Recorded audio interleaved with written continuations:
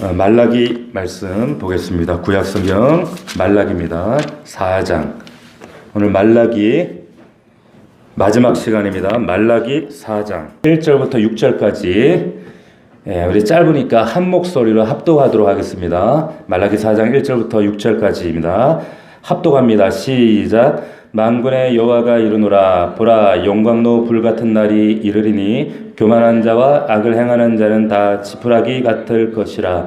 그 이르는 날에 그들을 살라 그 뿌리와 가지를 남기지 아니할 것이로되 내 이름을 경외하는 너희에게는 공의로운 해가 떠올라서 치료하는 광선을 비추리니 너희가 나가서 외양간에서 나온 송아지같이 뛰리라. 또 너희가 악인을 밟을 것이니 그들이 내가 정한 날에 너희 발바닥 밑에 재와 같으리라. 만군의 여호와의 말이니라.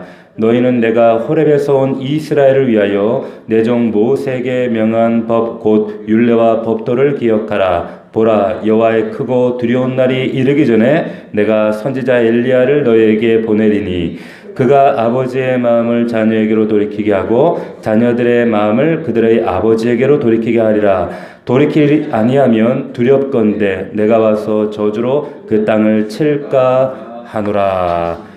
아멘. 자, 오늘 말라기의 마지막 메시지와 같은 제목으로 오늘 말라기 강의 이제 8번째 마지막 말씀을 함께 은혜를 나누도록 하겠습니다. 오늘 우리가 읽었던 것처럼 말라기서의 제일 마지막 절의 마지막 단어가 뭐예요? 눈에 들어온 단어가 저주 이렇게 끝나죠. 마지막 단어가 저주로 끝납니다. 그러니까 구약 성경 전체의 마지막 단어가 저주 이렇게 끝이 났습니다. 이 저주라고 하는 뜻 참 불편하잖아요, 우리가 들을 때. 그런데 이 저주라는 이 히브리 말이 헤렘이라는 단어인데, 이 헤렘이라는 단어 여러분들이 아시는 단어입니다. 많이 들어본 단어예요. 어디에서 들어봤는가? 진멸이라는 단어 여러분들 들어보셨을 거예요. 우리 신명기나 여호수아에 보면 아말렉을 너희가 진멸해라. 그리고 여리고성 정복할 때도 여리고를 진멸해라 이런 말 하셨을 때 그 진멸이라는 단어가 헤렘입니다. 헤렘. 근데 그 헤렘이 저주라는 의미로 쓰였단 말이에요. 근데 이게 뭐냐면 사실 가장 적절한 의미는 뭐냐면 하나님께 바친다라는 뜻이에요. 그 하나님께 바친다 헤렘이 어디에서는 저주로 어디에서는 또 진멸 이렇게 혼용되어졌는데 왜 그런가 하면 이 하나님이 내리시는 저주 그리고 하나님이 내리시는 진멸 이 주권은 누구냐? 하나님이라는 거예요. 그래서 이게 앞서 말씀드렸지만 이 헤렘은 하나님께 바친다라는 의미라 그랬잖아요. 그러니까 하나님의 주권에 있기 때문에 하나님께 바친다는 의미가 되는 겁니다. 그래서 이건 하나님의 고유 권한이기 때문에 저주라고도 말하고 바친다라고도 표현하고 진멸이라고도 이렇게 번역이 되는 거예요. 다 같은 말이죠. 그러니까 마지막에 근데 여기 보시면 이제 이 저주라고 하는 말이 그러니까 단순히 그냥 저주 이거 참 끔찍한 하나님의 진멸 이렇게 생각하기보다는 하나님께서 자신의 주권 자신의 신적 주권을 나타내시기 위한 강력한 역사 진멸 이런 의미가 되는 거예요. 그래서 구약 성경의 마지막이 하나님께서 마지막 진노를 내가 쏟아부을 것이다 대비하라 이렇게 끝나는 것처럼 보이는데 그런데 우리가 이 말씀을 조금만 유의해서 자세히 보면 이 말이 단순히 말라기 마지막이 구약 성경의 마지막이 저주구나 이렇게 우리가 오해하실 수가 있는데 그렇지 않다는 거예요. 자세히 보시면 여기 뭐라고 되어 있냐면 여기 이 단어만 볼 것이 아니라 문장 전체를 봐야 되는데 이 말하고 하는 의도가 뭔가 6절 한번 다시 보세요. 다시 보시면 그가 아버지의 마음을 자녀에게로 돌이키게 하고 자녀들의 마음을 그들의 아버지에게로 돌이키게 하리라. 돌이키게 하지 아니하면 두렵건대 내가 와서 저주로 그 땅을 칠까 하노라 이렇게 했어요. 저주로 칠까 하노라. 자, 이 말은 하나님께서 저주하겠다는 말이에요? 아니면 하기 싫다는 말이에요? 그리고 의미를 잘 아셔야 돼요. 이건 하기 싫다는 거예요. 내가 마지막 때 이런 아버지와 자녀의 관계를 회복할 수 있도록 내가 누군가를 선자를 보낼 텐데 엘리야를 보낼 텐데 그럴 만큼 난 너희들이 저주 안 받았으면 좋겠다는 그런 의미란 말이에요. 이 하나님의 심정인데 이 하나님의 심정을 우리가 복해하면 어떻게 생각할 수 있습니까? 하나님 말라기에서 저주를 얘기했다. 이렇게 끝을 맺을 수가 있는데 그렇지 않다라고 하는 거죠. 정확하게 번역하면 6절에 저주로 그 땅을 칠까 하노라 이렇게 되어 있지만은 정확한 그 원문의 직역은 뭐냐면 내가 저주로 그 땅을 치지 않도록 이렇게 되어 있습니다. 내가 치지 않도록 제발 내 마음 좀 심정 좀 헤아려 줘. 이렇게 이 말씀이 끝나는 거예요. 그리고요 400년간 하나님의 말씀이 딱 암흑기 단절이 됩니다. 구약이 끝나버린다는 거예요. 자, 그러니까 보세요. 구약의 마지막이 이렇게 끝났어요. 하나님의 본심은 나 저주하기 싫어. 하나님 우리를 축복하시는 분이잖아요. 우리 아버지잖아요. 여러분 신약의 마지막 부분은 그럼 어떻게 끝날까요? 신약의 마지막이 어디예요? 요한계시록. 그럼 요한계시록의 마지막은 어떻게 끝날까요? 마지막에 보면 이제 모든 저주가 끝나고 죽음이 끝나고 새하늘과 새 땅을 내려주신다. 우리에게 새하늘과 새 땅을 주세요. 근데 그 모든 세상의 끝, 말씀의 끝, 신약성경 끝부분에 구약이 지금 말라기와 비슷한 저주에 대한 언급이 등장을 합니다. 우리 한번 찾아볼까요? 계시록 22장 한번 가봅시다. 계시록 22장. 계시록 22장.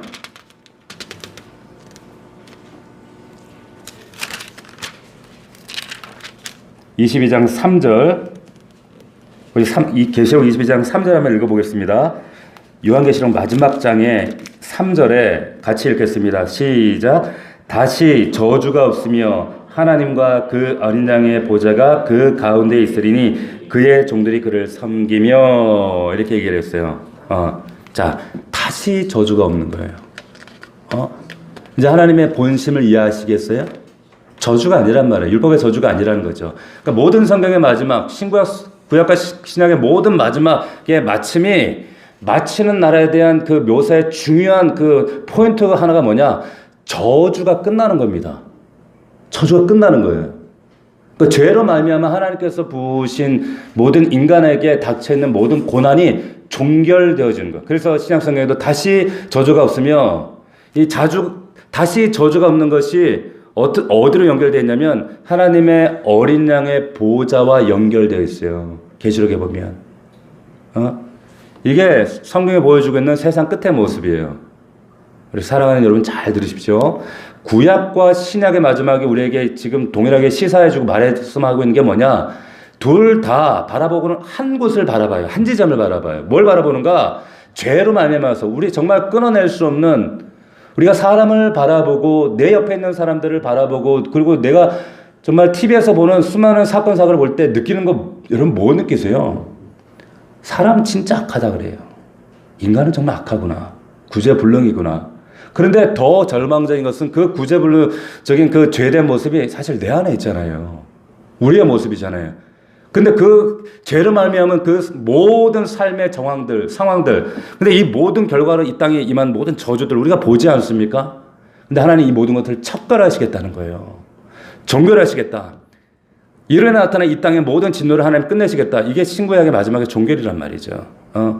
그래서 신구약 마지막의 결론은 뭐냐? 저주로, 인간의 죄로 말미암아 나타났던 이 땅에 아담 이후로 나타났던 모든 죄의 종결, 마침, 죄의 끝, 죄의 마지막, 이것을 말라기가 말하고 있는 거예요.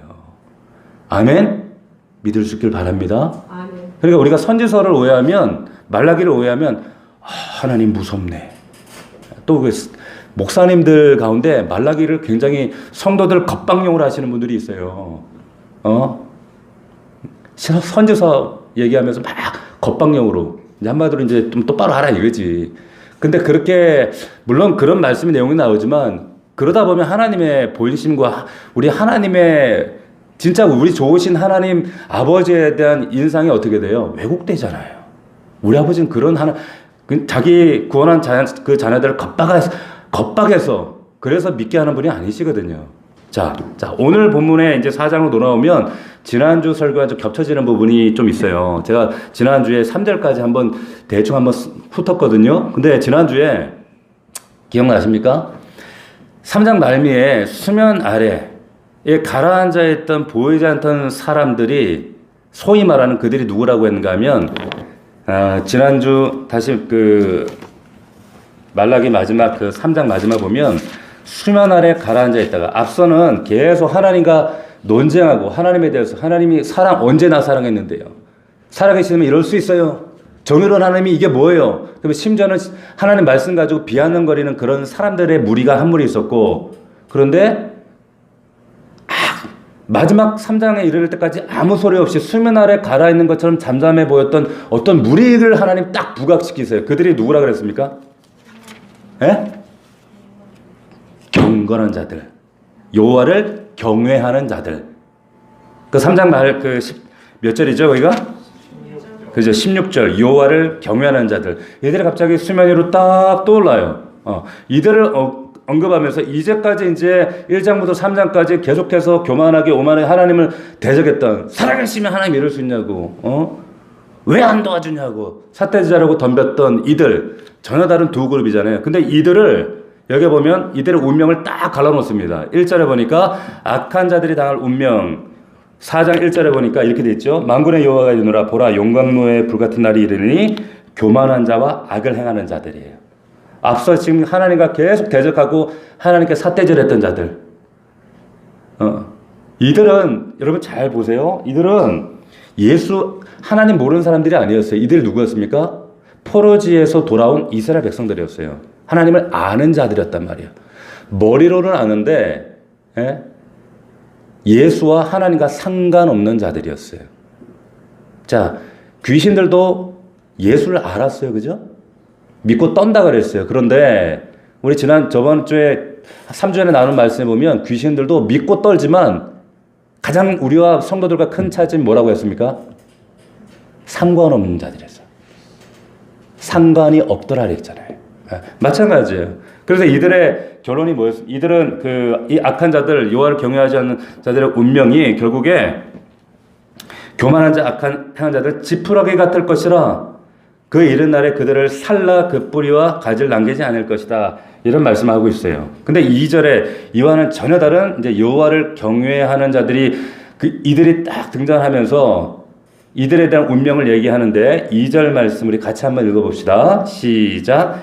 내 이름을 경외하는 너희에게는 공의로운 해가 떠올라서 치료하는 광선을 비추리니 너희가 나가서 외양간에서 나온 송아지같이 뛰리라. 아멘. 아멘. 이게 우리에게 지금 경험되어지고 체험되어지고 있는 간증의 내용이에요. 보세요. 여기에 근데 이 말씀을 많이 오해들 합니다. 성도들이. 왜 오해를 하냐면 특별히 기도원 같은 데서 오해하는 말씀이에요. 치료하는 샤샤샤 하면서 치료하는 광선에서 고침받았다 뭐 이렇게. 그러니까 이게 무슨 광선이 나와가지고 성도들을 뭐 치유한다 이런 식으로 호도하고 그런 이야기를 하는 그런 좀 무지한 분들이 많아요. 근데 이게 그런 말씀이 아니에요. 여기 원문을 정확하게 이 번역을 하면 이게 광선이 아니라 이건 날개라고 되어 있어요. 날개입니다. wing. 히브리어로 명확하게 날개라고 되어 있어요. 근데 왜 이걸 이 광선이라고 번역을 했냐면 여기 앞에 의로운 태양이 나오잖아요. 의로운 태양이 나오니까 이 태양에서 나오는 이 날개를 이게 아마 이거 태양에서 물이 이제 뭔지 아시겠죠? 이게 쫙 퍼지는 게 날개 같다 그래서 우리나라 성경에 했던 번역자들이 이걸 광선으로 번역을 한 거예요. 이 날개가 빛이 아니겠느냐 이렇게 생각을 한 거죠. 근데 정확한 건 이거 바른 번역이 아니에요. 날개가 맞습니다. 왜 그런가 하면 영어 성경에는 어디에도 이 광선이라고 표현 데가 없어요. 다 윙으로 되어 있습니다. 윙. 근데 성경에서 왜 그런가 하면 주로 하나님께서 자기의 구원받은 백성들을 날개로 덮으신다는 표현이 있어요. 구원받은 자는 날개로 덮을 때 놀라운 역사들이 나타나거든요. 그래서 또 시편에 보면 독수리로 백성들을 날개로 덮듯이, 그리고 그 룻기에 보면 보아스가 옷자락으로 룻기를 어떻게 했습니까? 발치해 놓은 룻을 이게 덮어요. 그런 의미가 있는 거예요. 하나님의 옷자락. 그 날개가 옷자락이 당신의 구원받은 성도들을 보호하시고 보존하고 지키기 위해서, 그리고 그 덮을 때 치료하는 역사가 나타나요. 아멘입니까? 그렇기 때문에 지금 이 말씀을 그대로 지금 하는데 절대 이거 광선 아닙니다. 그래서 하나님의 빛의 날개가 나와서 자기 백성들을 그 한 사람 한 사람을 가정과 그 민족을 덮을 때 놀라운 역사가 일어나는 거예요. 아멘? 자, 이렇게 될 때 여호와를 경외하는 자는 어떻게 된다고 말씀하고 있어요? 송아지같이 뛰겠다 이라는 거예요. 여러분 상상해 보시겠어요? 송아지 뛰는 거 여러분 보셨어요? 송아지가 어떻게 뛰어요?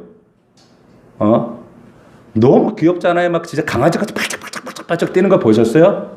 이제 막 걷기 시간 송아지가 막 엄마를 바라보면서 막 너무 좋아가지고 자기 뛴다고, 야, 가끔 동물의 왕국 보잖아요. 그런데 그 장면이에요. 그런데 여기 이 장면이 나오고 시편 29편에도 나오는데 딱 한 번 거기 나옵니다. 뭐라고 나오는가 하면 시편에서는 송아지처럼 뛰는 게 이 모습을 백향목, 이거는 뛰는 것이 나무다 이렇게 얘기해요. 백향목 나무가 송아지같이 이렇게 뛰는 것처럼 이렇게 묘사를 하는데 이게 무슨 말이냐면 이 시편에서 나무가 뛰는 이유가 하나님이 임재하시니까 거기에 막 나무가 진동을 해서 부서지고 화염이 일어나고 광야가 진동하는 모습을 그렇게 묘사를 해요. 그러니까 송아지가 뛴다라는 것은 다시 말하면 뭐냐면 하나님이 우리 가운데 오시면 이렇게 놀랄 만한 일이 이루어진다는 거예요.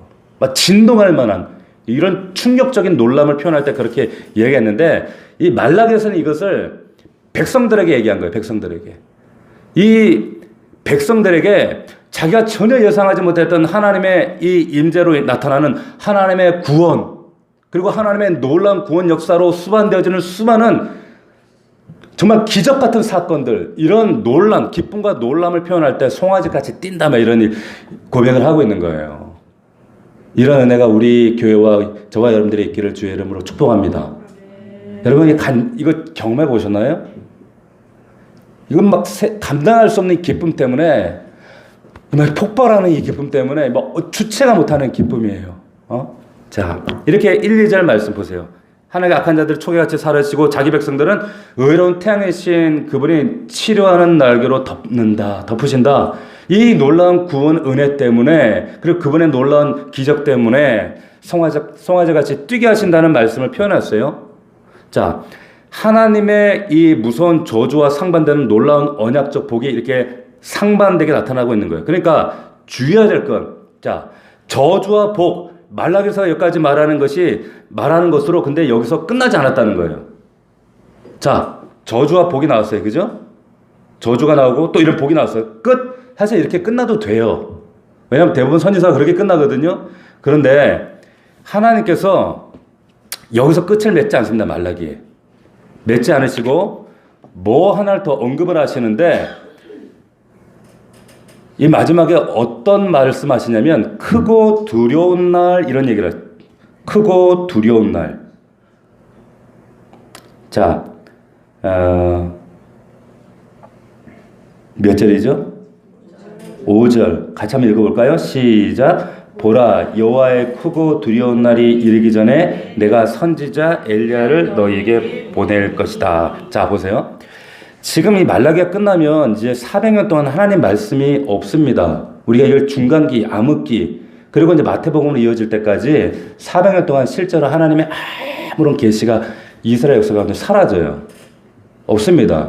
그래서 사실 이 중간기에 대한 그 많은 연구들이 있는데 이때 그 이스라엘 역사 가운데 있었던 정황들을 보면 참 정말 비참해요. 왜? 하나님 말씀이 사라졌기 때문에. 역사적으로도 종교적으로 신앙적으로 굉장히 피폐했던 시가 이때였는데 이제 하나님께서 더 이상 말씀하지 않으세요. 어찌 보면은 당연하죠. 할 때 구약 말라기 올 때까지 얼마나 속속이었어요. 얼마나 하나님을 배신했어요. 얼마나 왔다 갔다 변덕을 떨었어요. 그런데 그런 하나님께서 이렇게 구약을 종결하지 아니하시고 크고 두려운 날을 언급하면서 이 크고 두려운 날이 오기 전에 하나님께서 한 가지 일을 더 할 거야. 말씀하시면서 예언하시면서 끝냅니다. 그게 뭔가? 자, 저는 이게 하나님의 심정이라고 생각을 해요. 여러분 잘 들으십시오. 그게 뭐냐면 5절 말씀이에요. 내가 그 한 가지를, 크고 두려운 날 오기 전에 한 가지 더 할 거야. 그 크고 두려운 날이 오기 전에 무슨 일이 더 있을 것이라고 하나님 말씀하시는가 하면, 자, 5절 말씀을 같이 제가 다시 한번 읽어볼게요. 보라, 여호와의 크고 두려운 날이 이르기 전에 내가 선지자 엘리야를 너에게 보낸다. 이렇게 얘기하셨어요. 선지자 엘리야를 너에게 보내겠다. 하나님께서 말라기를 맺기 전에 한마디 덧붙이신 내용이에요.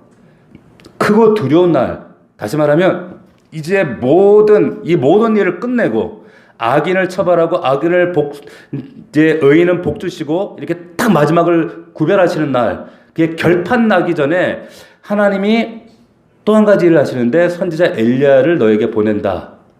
그럼 엘리야가 무슨 일을 하는가? 크고 두려운 날이 오기 전에 엘리야가 그럼 왜 와야 되고 무슨 일을 해야 되는가? 이걸 두 부분으로 좀 생각하셔야 돼요. 잘 보세요. 자, 두 부분을 나누어서 생각하셔야 되는데 첫 번째는 뭐냐면, 자, 엘리야를 보내요. 보내는데 그러면 엘리야를 보내는데 그때 너희는 무엇을 어떻게 하고 있어야 한다라고 하는 부분이 이게 첫 번째고, 자, 엘리야가 그리고 나서 엘리야는 무슨 일을 하는가, 이 두 가지예요. 무슨 말인지 아시겠어요? 엘리야를 보내요. 크고 두려운 날이 임하기 전에 엘리야가 오는데 우리는 두 가지를 꼭 기억해야 돼요. 엘리야를 보낼 텐데 너희는 무엇을 어떻게 하고 있어야 한다라고 하는 부분. 또 하나는 엘리야가 와서 할 일, 이 두 부분이에요. 자, 이게 4절과 6절 말씀에 나타나 있는데 4절에 하나님 말씀하신 내용은 뭐라고 했는가? 잘 보시면 같이 한번 읽어볼까요? 시작.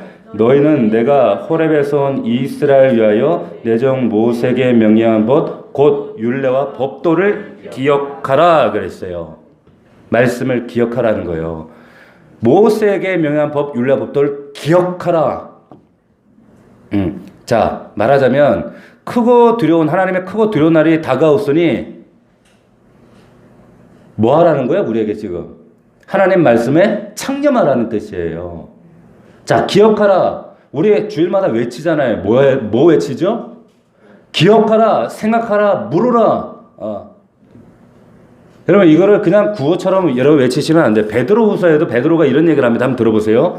사랑하는 자들아, 내가 이제 둘째 편지 너에게 쓰노니 이 편지로 너희에게 진실한 마음을 일깨워 생각나게 하여, 생각이라는 단어가 나와요.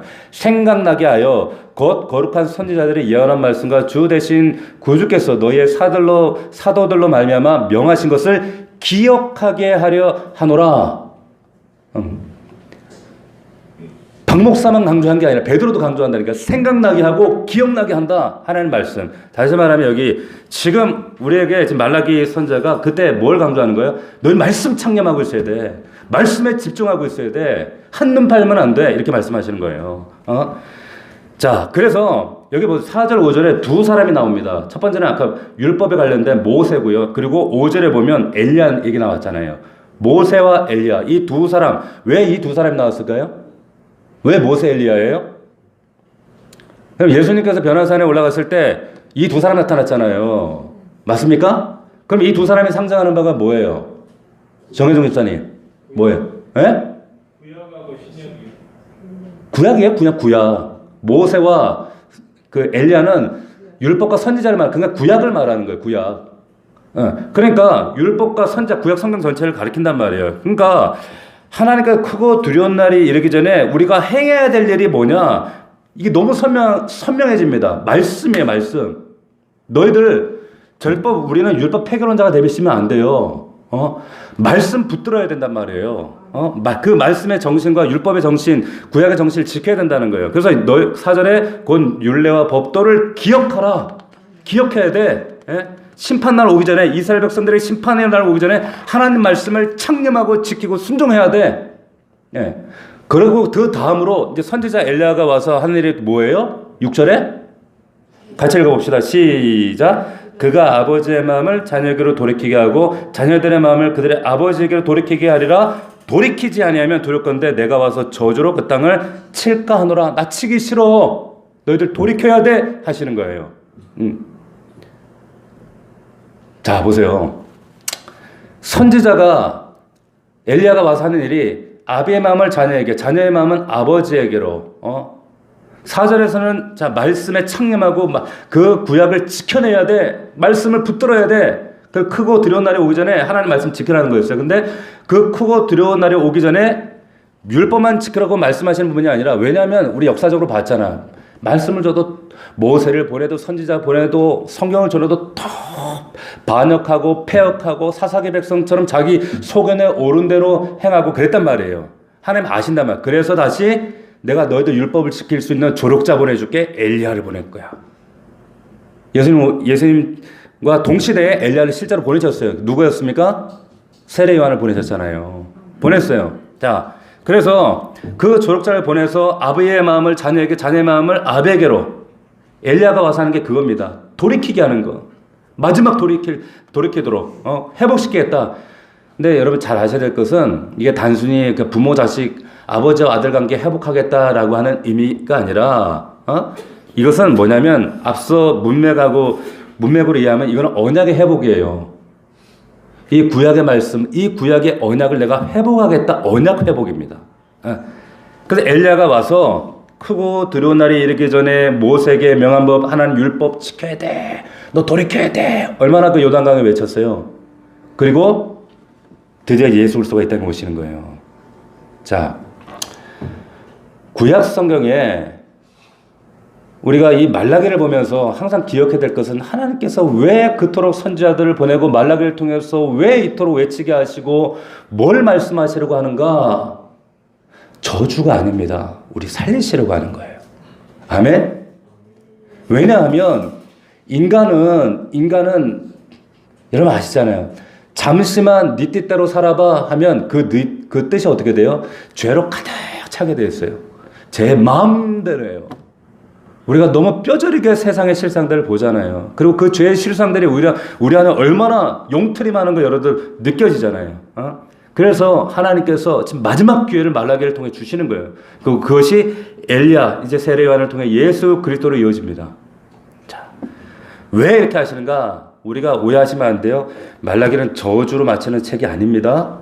내가 아까도 말씀드렸지만 6절에 내가 저주로 그 땅을 치지 않도록이에요. 하나님이 싫다는 거예요. 그렇게 하시기. 내 사랑하는 자녀들, 내 자식 그렇게 하나님 징계하시기 싫다는 거예요. 이 아버지의 심정입니다. 믿을 수 있기를 축원합니다. 우리 오해하시면 안 된다. 그 하나님의 마음을. 에스겔에 보면 이런 말씀이 있습니다. 나 주 여호와가 말하노라. 내가 어찌 악인의 죽는 것을 종민들 기뻐하랴. 그가 돌이켜 그 길에서 떠나서 사는 것을 어찌 기뻐하지 아니하겠느냐. 하나님은 여러분 물론 악한 자들은 마지막 때 이렇게 초야지 불사르는 때가 옵니다. 그런데 안타깝게도 이 말라기서에 의하면 이스라엘 백성들도 멸망당하잖아요. 앞서 하나님께 그렇게 당신의 정의가 어디 있습니까? 사랑이 어디 있습니까? 살아계심에 이르를 수 있습니까? 시편 말씀을 가지고 하나님 비아냥하고 조롱했던 그 자들, 그 악인들, 그들 나중에 초계처럼 불살라집니다. 심지어 하나님께서 부른 자들도 이렇게 된다는 거예요. 그런데 이 말씀에 의하면 내 이름을 경외하는 너희는 구원받습니다. 아멘. 그들이 바로 우리가 돼야 하고 우리 가정에 대야 하고 우리 사랑하는 자녀, 아들, 딸들이 돼야 할 줄로 믿습니다. 반드시 그렇게 되어져야 돼요. 그래서 그 크고 두려운 날이 오기 전, 사실 여러분 크고 두려운 날은 이미 왔어요. 언제? 예수님 오심으로 온 거예요. 온 거예요. 근데 진짜 이제 그 절정을 향해서 가고 있는 거예요. 지금 마지막 주님 재림하시면, 재림하는 그날 때까지 이 말씀이 계속적으로 우리 영혼에 들려져야 하고 우리 교회 위에, 우리 성도들 귀에 정말 하나님에게 떠나 있는 자들이 들려져야 돼요. 여러분 정말 부인할 수 없고 부정할 수 없고 거짓말할 수 없는, 제 목숨 걸고 단호하게 말씀드릴 수 있는 거, 주님 오실 날이 멀지 않았어요. 주님 반드시 오셔요. 곧 오십니다. 그 주님께서 분명히 하신 말씀이에요. 크고 두려운 날, 그날에 떠오를 의로운 태양, 그분이 누구예요? 예수 그리스도. 이 모든 역사를 이루실 분, 자기 백성을 구원하시고 의의 태양빛을 비추어서 자녀들을 외양간에 나온 송아지같이 뛰게 하실 분, 이 일들은 지금 우리의 삶 가운데 간증케 하시는 내용이에요. 아멘입니까? 송아지같이 뛰게 하시고, 이건 도저히 하나님이 아니시면 하실 수 없는 일들을 나를 구원하셨을 뿐만 아니라 내 삶의 모든 무너진 영역들을 하나님 새롭게 일으켜 세우시는 그 하나님의 놀라운 성취가 예수 그리스도를 믿는 우리에게 반드시 성취될 줄로 믿습니다. 아멘. 일하실 줄 믿습니다. 그럴 때 그 하나님 의지하셔야 돼요. 아멘. 하나님 역사하신다는 거예요. 그래서 우리가 이 밤에 모였습니다. 그 의로운 해가 공의의 빛이 정말 치료하는 날개가 우리를 덮어서 우리를 구원하시고 우리를 보호하시고 우리의 가정과 우리의 삶과 자녀와 내 영혼을 하나님 새롭게 빚으셔서 하나님 치유하시고 새롭게 하시고 새롭게 변화하시는, 놀랍게 하시는 그 하나님의 놀라운 역사가, 내역한 심판자가 아니라 그 자비롭고 사랑 많으신 우리 아버지의 그 은혜를 우리가 발견하면서 그 감사 사랑으로 고백하며 믿음으로 나아갈 수 있는 이 시간 우리 사랑하는 우리 성도들 되기를 주의 이름으로 축복합니다. 축원합니다. 아멘. 우리 말씀 붙잡고 이 밤에 기도하겠습니다. 우리 여러분들 각자 가지고 나온 기도의 제목들이 있잖아요.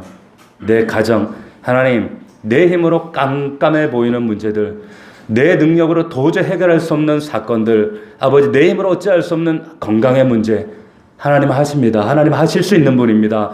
하나님 나를 구원하시고 주 예수를 믿으라 너와 내 집이 구원을 얻으리라 말씀하신 것처럼 우리의 가정, 우리의 남편, 아내, 내 아들, 딸들 저들에게도 하나님의 나라가 임하게 하시고 예수 그리스도가 하나님 내 이름을 경외하는 너에게 공의로운 해가 떠올라 치료하는 날과 저들을 덮어 주셔서 저들을 구원하실 뿐만 아니라 하나님 외양간에 나온 송아지같이 뛰게 하시는 그 하나님의 놀라운 체험이 아버지 우리 가정과 우리 자녀들에게 우리 가족들에게 우리의 삶의 일터와 삶의 현장 가운데 있게 하여 주십시오. 아버지 도와주십시오. 주여 은혜를 더하여 주시옵소서.